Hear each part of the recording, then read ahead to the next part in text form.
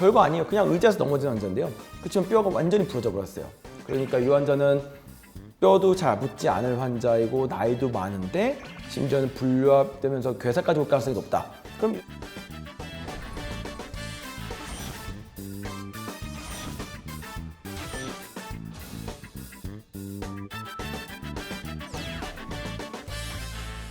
안녕하십니까. 평촌 서울나우병원 정형외과에서 고관절과 무릎 진료를 담당하고 있는 윤재현 원장입니다. 이번 시간에는 고관절, 골절과 관련해서 몇 가지 말씀드려보고자 합니다. 굉장히 다들 겁내는 분야죠. 특히 뭐 고관절 골절했다 그러면 이제 어찌할 바를 모르시고 예후가 너무 안 좋다, 위험하다 이런 내용만 들으셨으니까 겁내는 그런 파트인 것 같아요. 근데 이제 고관절 골절도 잘 이해하면은 굉장히 잘 치료가 될 수 있는 내용이기 때문에 또 어떤 치료가 이루어지는지 한번 말씀드리도록 할게요.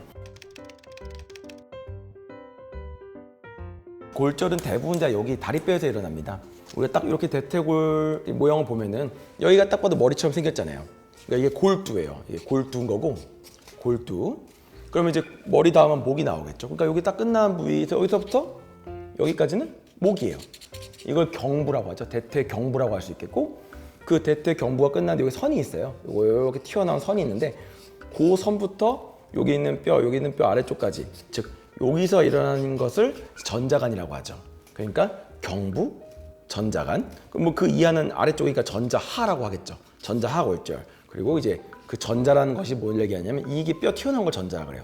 대전자, 소전자. 그래서 이 전자를 기준으로 해서 위쪽, 전자 쪽, 아래쪽 이렇게 나누고 있다 보면 될 것 같아요. 그중 제일 우리가 많이 접하고 또 수술 많이 하는 경우가 이 경부골절, 그리고 그 아래는 전자간부골절이에요. 딱 봐도 뭐 몇 센치 차이도 안 나죠, 그죠? 여기랑 여기랑 뭐 차이가 나겠어요? 라고 생각하겠지만 굉장히 달라요. 그래서 치료법도 달라지는 건데, 먼저 첫 번째, 대퇴경부골절이에요. 실제로 고관절은 관절막이 요 앞쪽까지 다 와 있어요. 그러니까 엄밀히 얘기하면 이 대퇴경부는 골절이 되면 이거는 관절 내부 골절이에요. 관절 내부에 있다 보니까 골절되면 관절에 뭐가 있어요? 관절액이 있죠. 물이 있잖아요. 그 물이 골절로 들어가요. 그 물들이 골절 치유를 방해해요. 뼈가 부러졌는데 잘 안 붙어버리는 일들이 생기고 그걸 분류합이라고 하죠. 두 번째, 이제 이 고관절은 이 골두 이렇게 타고 올라가는 혈관이 이제 주로 특히 중요한 요 제일 위쪽을 담당하고 있는데, 이 골절이 경부골절이 되면은 그 부위 혈관이 다치는 경우가 생겨요. 설사 뼈를 붙여서 잘 만들어 왔다 하더라도 1, 2년 내로 괴사가 와버리는 거죠.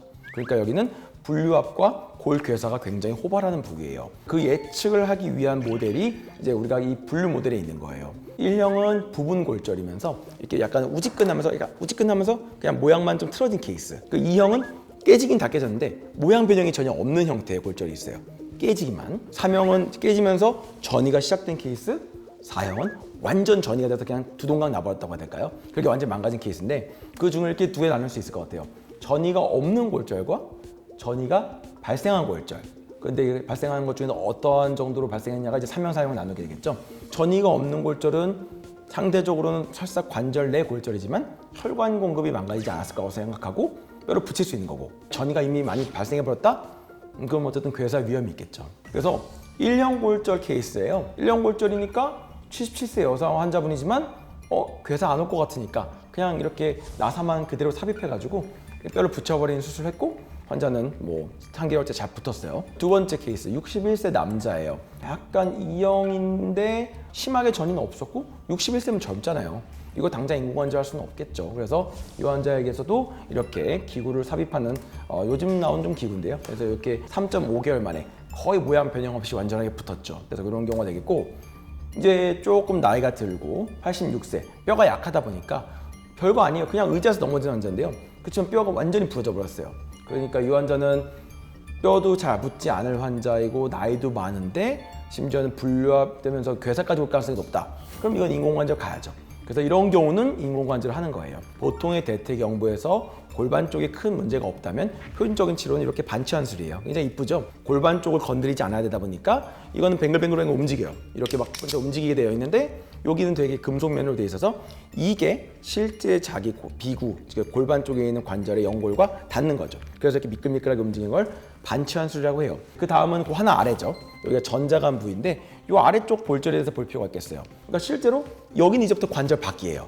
그러니까 이거는 엄밀하게 보면 관절내 골절이 아니니까 관절에게 스며들 필요가 없고 뼈가 잘 붙어요. 두 번째, 피가 잘 통하는 곳이기 때문에 아무래도 뼈가 괴사 같은 게 일어나지 않겠죠. 그러니까 여기는 골절됐다고 반드시 인공관절할 필요는 없겠죠. 대부분의 경우에는 수술로 뼈를 붙입니다. 82세 여자 환자분인데 보면 많이 깨졌죠. 여기도 막 뼈가 뒤에도 막 깨진 조각들이 보이고, 그렇지만 맞추고 나면 생각보다 안정적인 관절이에요. 그러다 보니까 이렇게 모양 맞춰가지고 했죠. 저기 사용된 기계가 이제 요 기계인데요.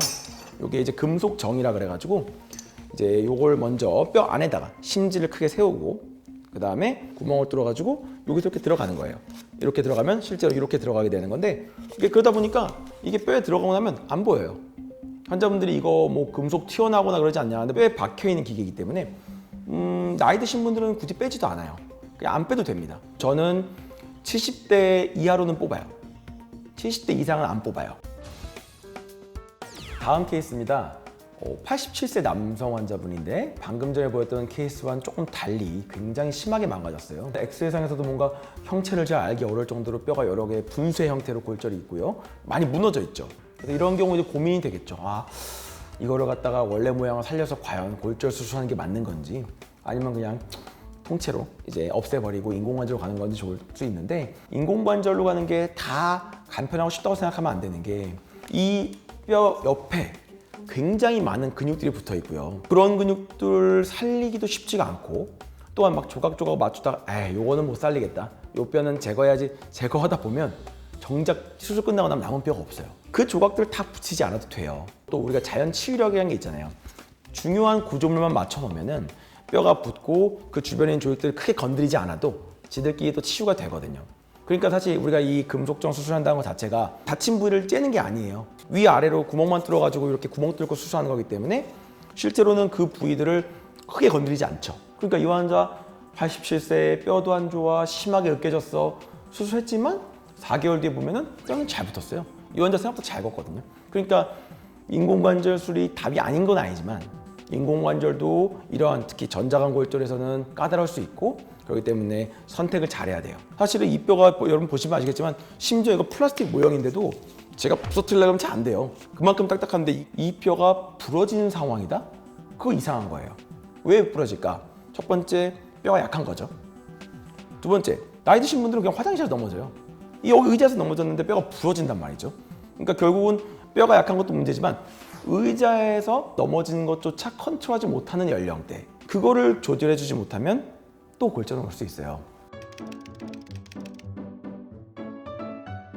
이 골절이 2년 내에 한 30-40%는 반대편에도 옵니다. 그러니까 그게 문제인 거죠. 사실 수술을 잘했다고 자랑할 게 아니라 수술이 안 오는 상황을 만들어야 되기 때문에 이런 골절 환자분들은 환자 관리가 중요한 거예요.